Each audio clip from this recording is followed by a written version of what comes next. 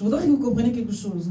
Un enfant qui est bien dans une maison bénie, qui ne manque de rien, va décider du jour au lendemain de partir de la maison, de quitter sa famille, de quitter sa maison, alors qu'il ne manque de rien. Alléluia. Pour aller dans le monde, dans un pays éloigné, lointain. C'est-à-dire qu'il quitte le pays même pour aller dans un autre pays. Alléluia. Alors, nous allons lire et nous allons profondément méditer sur notre propre vie. Alléluia. Donc, nous allons lire la parabole de l'enfant prodige, qui est une illustration de ce que le cœur peut manifester. Nous avons dit que le cœur, englobe les sentiments, les émotions et la volonté de l'individu. Alléluia. Vous voyez là que son cœur a été attiré à quelque chose que lui-même il ne maîtrise pas. Il ne sait même pas où il va, mais il doit aller. Il doit y aller, mais où? Il va. C'est un nomade. Il faut qu'il parte. Trop bien, se refuse de vivre la bénédiction que Dieu lui accorde avec ses parents, dans sa famille, alors il décide de partir. Ce sont les émotions et les désirs du cœur. Alors, ces émotions et les désirs vont susciter une volonté de partir. Alléluia.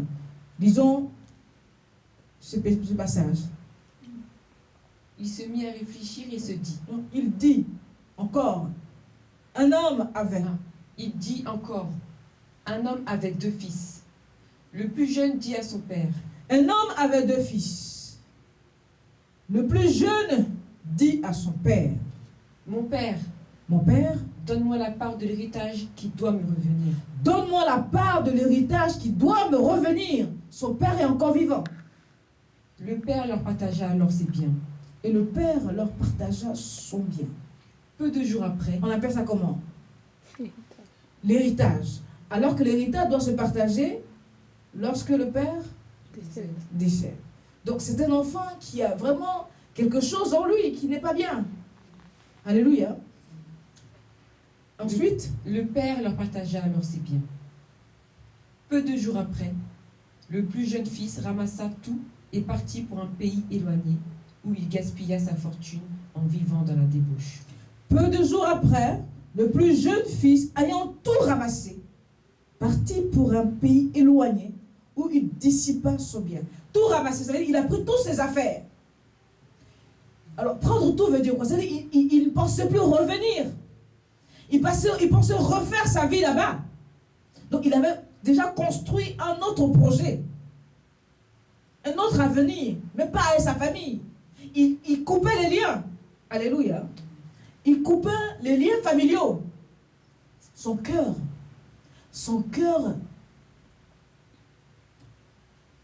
Alors qu'il avait tout dépensé, une importante famine survint dans ce pays et il commença à se trouver dans le besoin.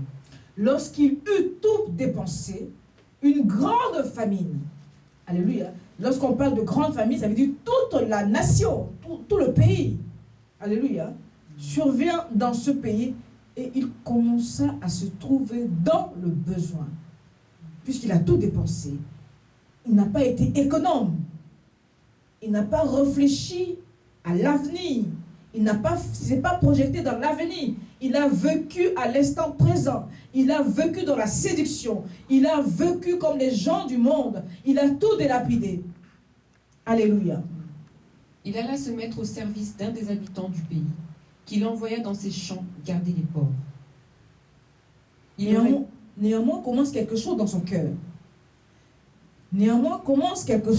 cœur.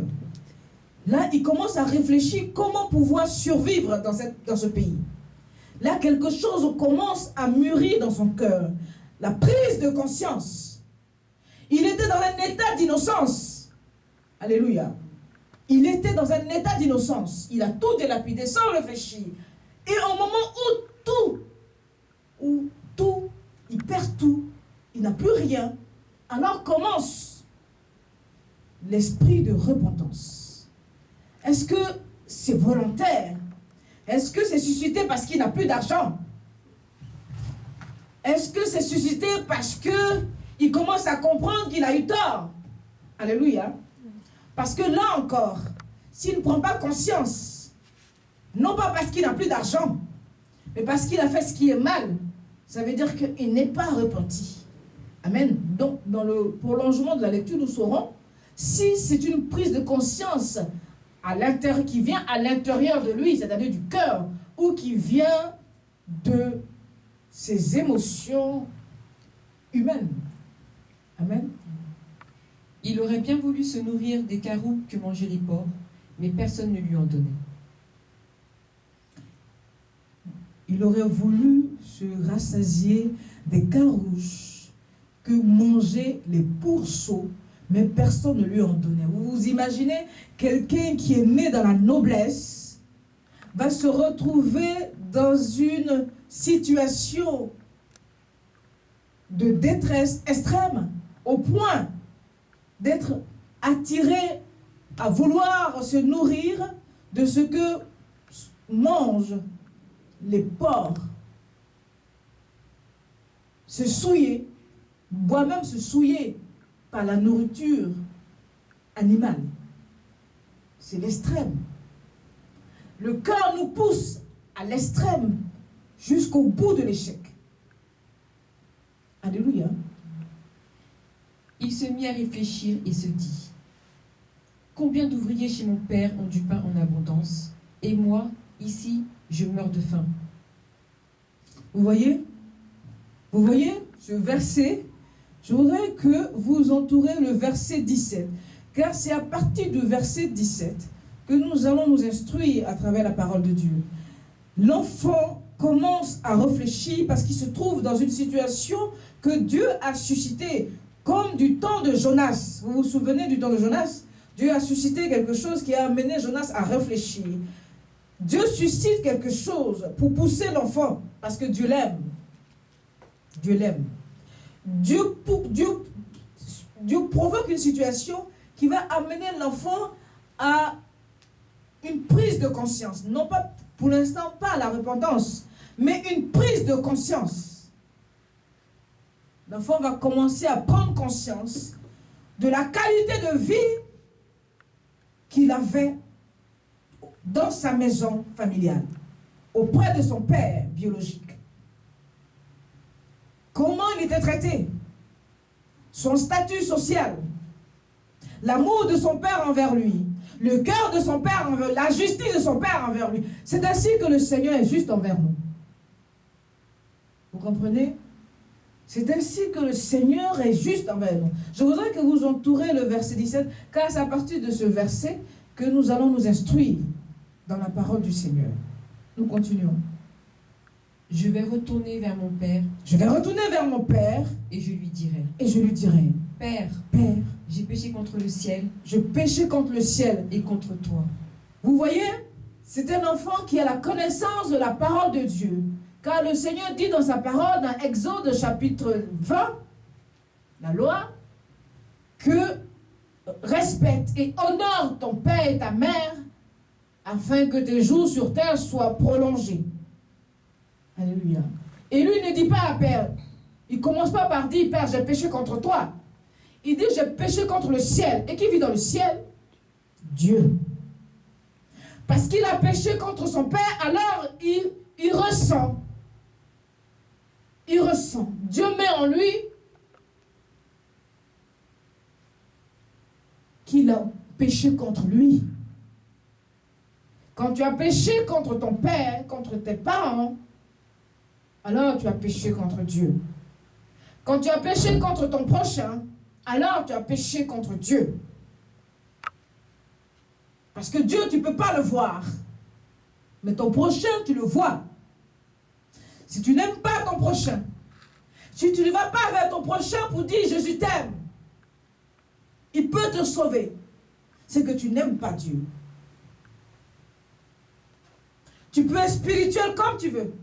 Mais si tu n'aimes pas ton prochain, si tu n'aimes pas le succès de ton prochain, si tu n'aimes pas la vie de ton prochain, si tu combats ton prochain, alors c'est Dieu que tu n'aimes pas. Car c'est Dieu qui l'a conçu dans le ventre de ses parents, de sa mère. Et c'est Dieu qui a manifesté la sémence pour qu'elle soit productive et puisse procréer un être vivant. Et que cet être vivant puisse être né sur la terre. Alléluia. Amen. Alors il dit, j'ai péché contre le ciel. Et contre toi. Et contre toi. Je ne suis plus digne d'être appelé ton fils. Traite-moi comme l'un de tes ouvriers. Je ne suis plus digne. C'est vraiment la dimension, il met en pratique, c'est la dimension d'un enfant qui reconnaît en lui-même ses erreurs, ses transgressions, son péché contre son père, afin de retrouver sa confiance.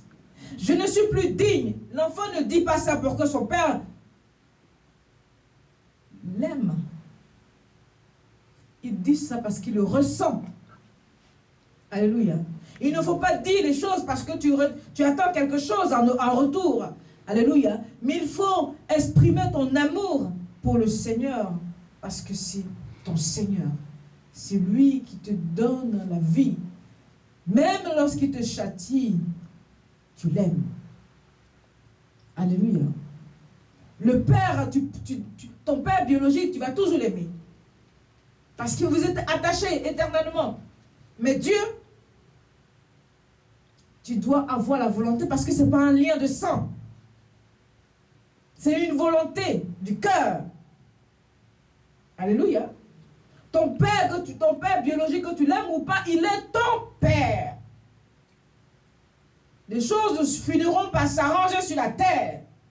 Sinon, tu t'entraînes dans la malédiction, dans la parole de Dieu. Par contre, en revanche, l'amour de Dieu, il y a une volonté du cœur de l'homme.